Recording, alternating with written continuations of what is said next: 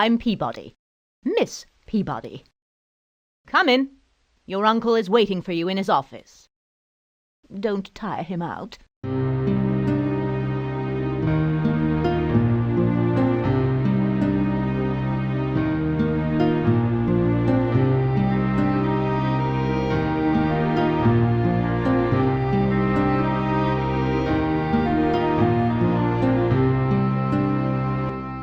Did you see her? The old witch.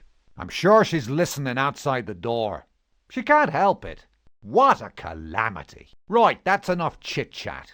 I didn't ask you to come here just so I could tell you about my problems. You're my nephew, the last member of the family. You're the only one I can trust at this stage. Did you see the big pink building when you were coming here?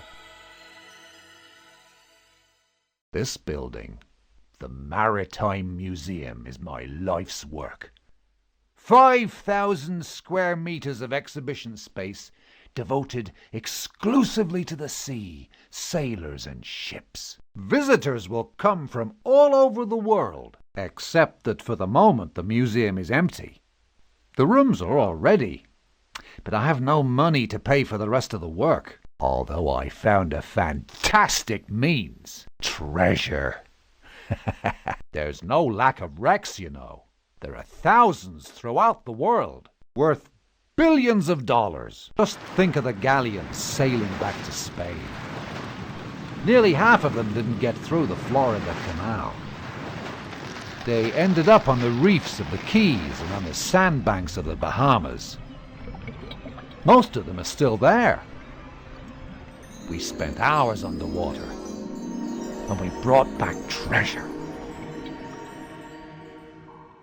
Believe me, I've had my hour of glory. I had the best equipment and a really professional team.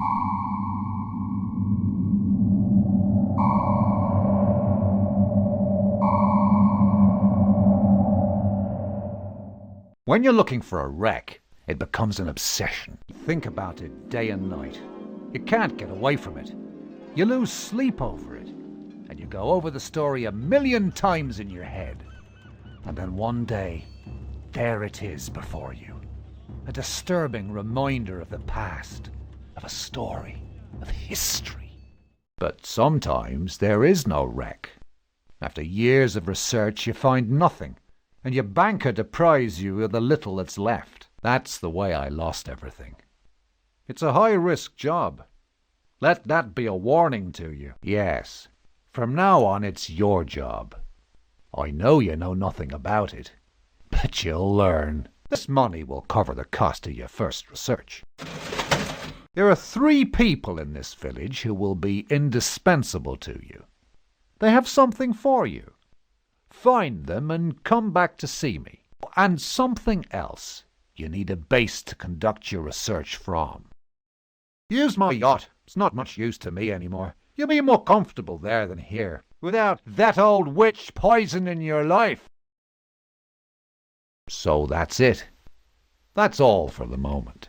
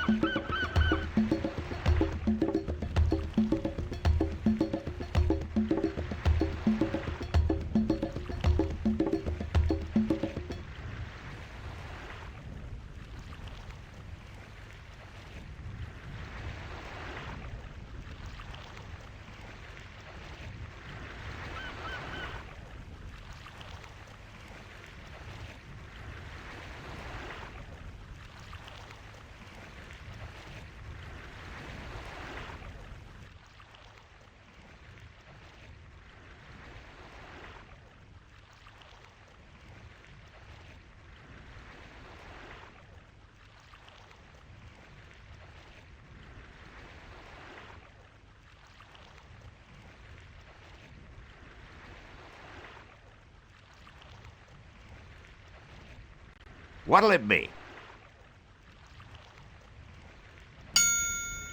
We don't often see new faces around here.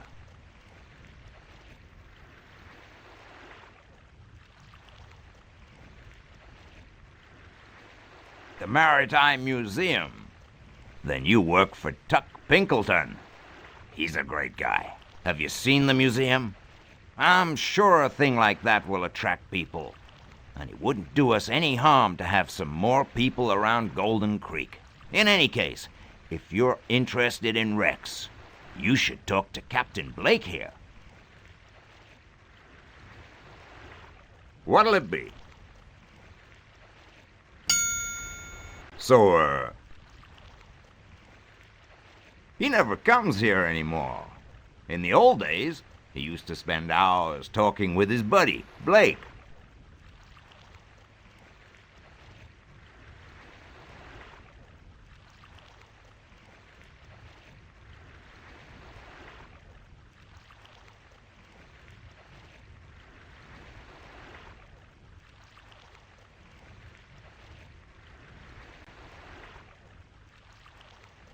Ah, I heard you're talking with Sam.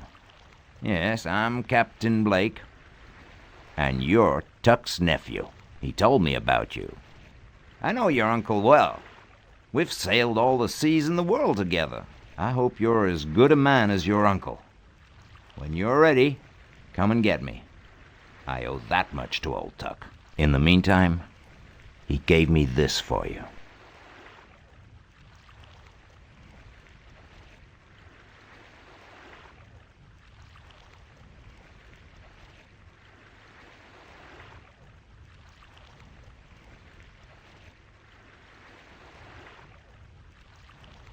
What do you want? We did some reprehensible things together in our day. Nothing very serious. A little business here and there, but never with archaeological finds. He was inflexible about that. Right. We can't spend the day talking.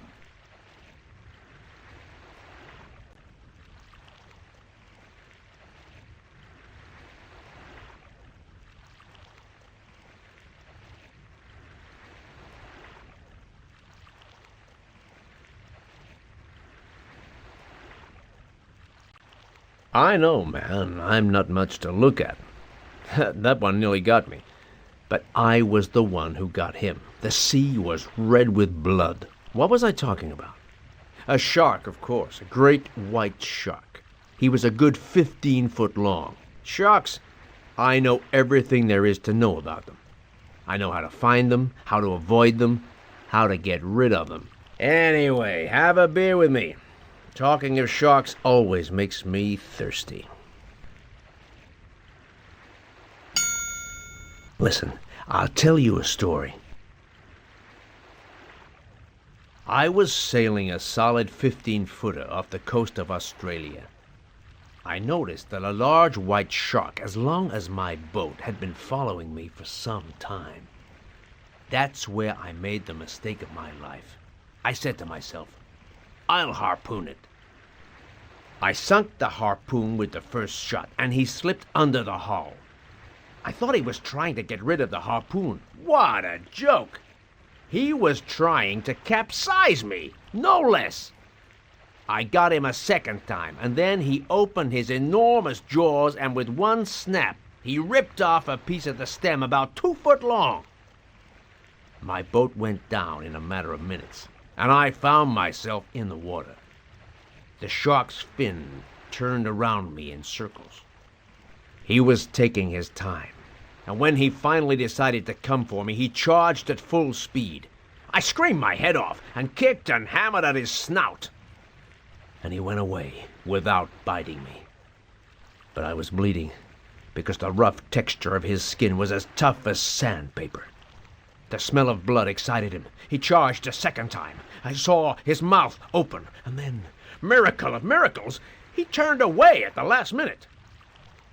He just took a piece of my arm, and his fin cut my face. I don't know if the blows from my harpoon had weakened him, or perhaps my cries had frightened him. But he didn't come back. Do you want a beer? Listen, I'll tell you a story. The original inhabitants of Hawaii considered sharks to be sacred animals. They believed that their ancestors were reincarnated as sharks or some such. An old sailor once told me that before the war, when the U.S. Navy was building Pearl Harbor, they found the remains of a stone basin cut out of lava. The ancient kings had built the basin with an opening to the sea. They used bait to attract the sharks into the basin, then kept them there as prisoners, and, wait for it, fed them live men as food. Sometimes the Hawaiians organized sort of circus games where a warrior went into the basin to fight the shark.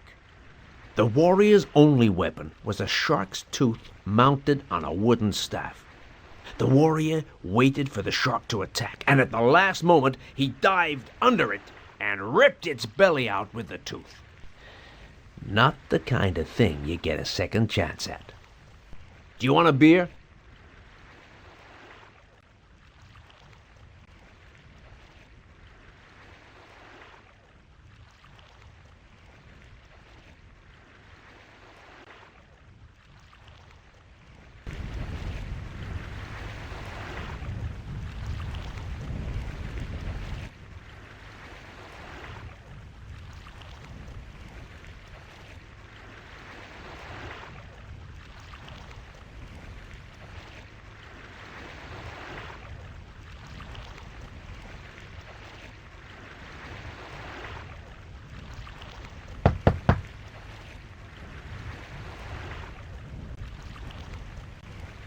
Oh, well, well. You must be Tuck Pinkleton's nephew. Your face reminds me of someone. I'm George Townsend, chief diver. How's old Tuck? Of course. If I get back the $1,000 that old bandit owes me. Ah. It's a pleasure to meet someone honest. If you're in need of a diver, you won't find better than me around here. By the way, your uncle gave me this for you.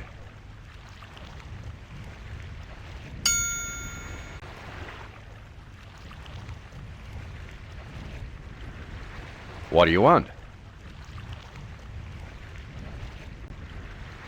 When he pays on time, he's a good sort. What do you want?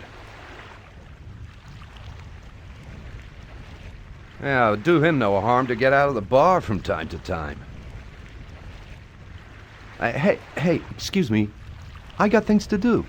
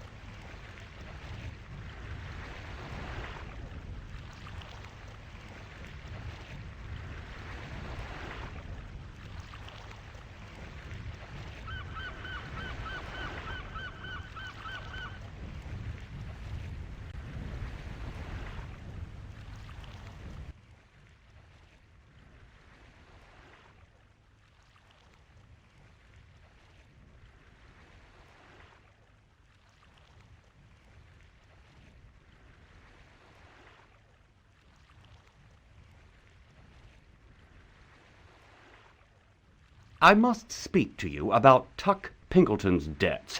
Your uncle owes us $30,000. I've sent him 3 letters about it.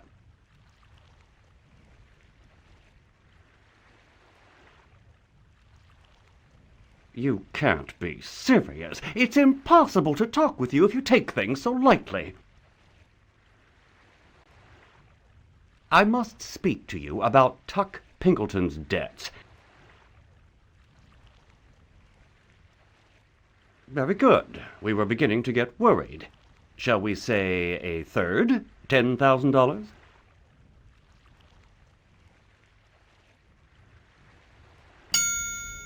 Well, now, that's a beginning. He hasn't paid anything for the last year. Now, my friend, what can I do for you? Your uncle never behaved like a looter of wrecks. He always respects the rules of the game, at least insofar as archaeology is concerned, because with regard to finance... Now, my friend, what can I do for you? Ah, a very good client. A small income, certainly, but never an overdraft or a dud check. Ah, my friend, I could chat away with you for hours. Unfortunately, I have obligations to attend to.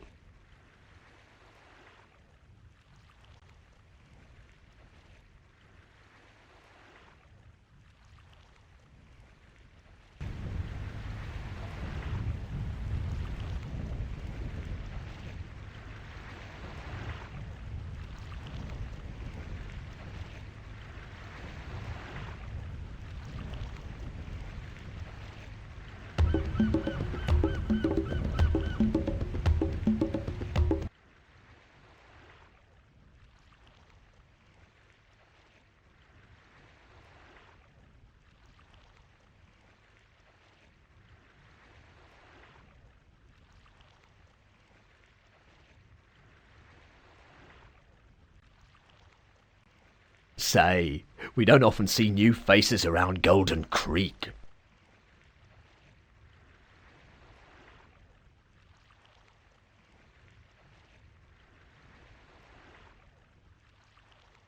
Your job is your own business. What matters to me is that people come back here to live. There's not many people left in the village anymore. Can I help you? You should have seen him before his illness, always doing something. Can I help you?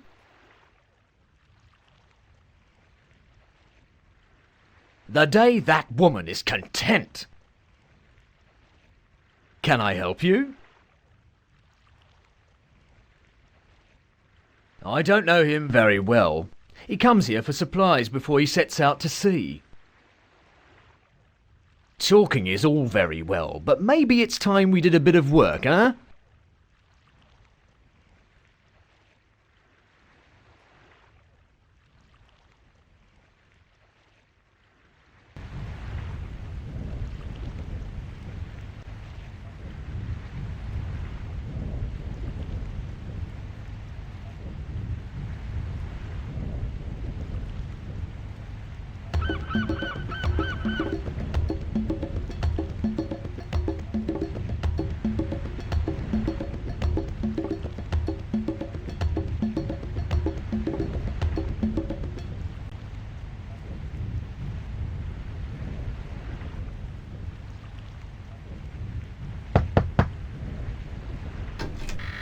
Hello?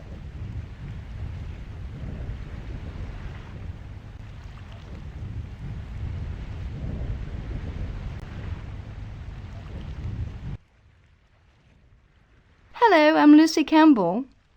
Are you coming from Tuck Pinkleton's place?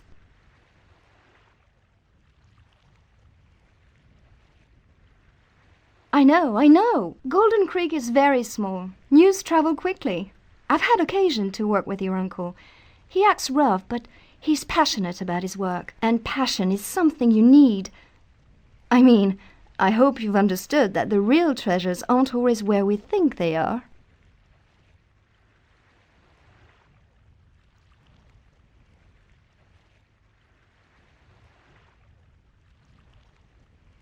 Oh, poor boy, I'm talking about accessible treasures, the ones at the bottom of the sea. Do you realize that a piece of wood or a few bits of bone can be of far more value than a mere ingot? A wreck is a collection of hundreds of objects that bear witness to a time. That's the real treasure. It's for archaeologists like me. Oh yes, I'm an archaeologist, and you'll need me. No archaeologist, no official authorization. In the meantime, your uncle gave me this for you.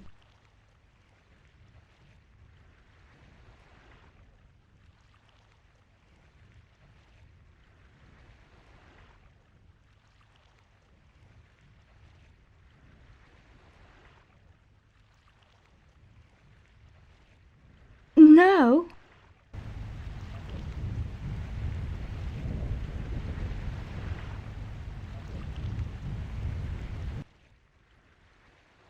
So, still looking for treasure? Not a subject of conversation for you.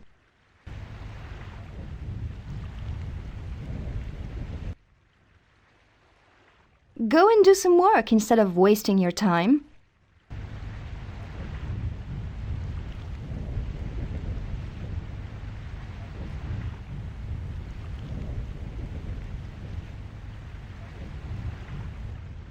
You again? I hope you've got a good reason for coming, because I'm getting tired of coming down to open the door. All right. Come on in.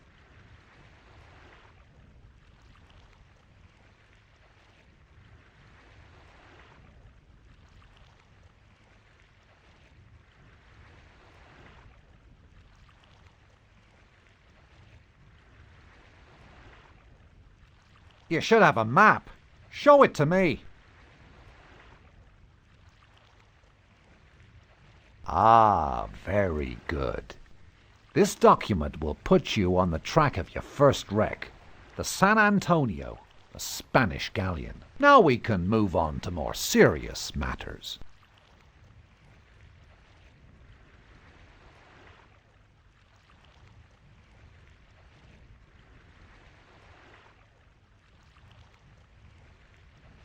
You see this computer? I've had it specially configured for our research. You must keep it with you. It's able to analyze all the information you gather. With it, you'll be able to reconstitute the history of the wrecks you're trying to find. But that's not all. On your boat, you can use it to communicate with the whole world. With the video phone, you'll be able to call our correspondents abroad. They'll help you to gather together your documentation. The computer has many other functions which you will discover as time goes on. Right, you've wasted enough time and I've talked enough. Now, you must gather together as much information as possible concerning the San Antonio and its cargo. Don't delay.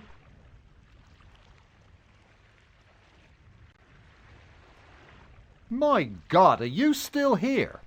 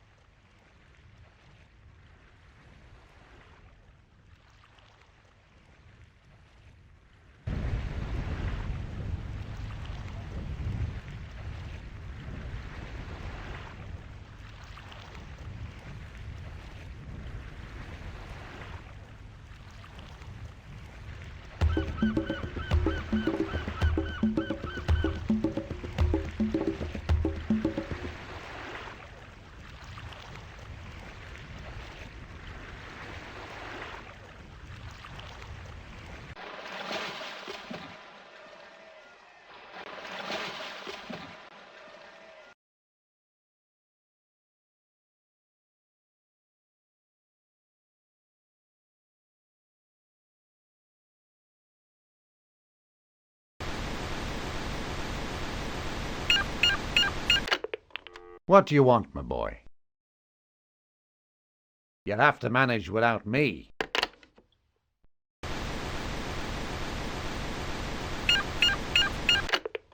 Hello. I was expecting a call from you. Your uncle told me about you. I'm a specialist on Spanish and Portuguese archives, and I cost $200 a day. Now you know all about me. And what can I do for you, my handsome treasure hunter?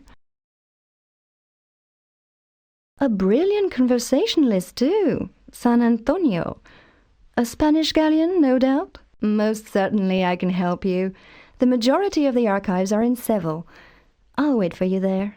We can look together.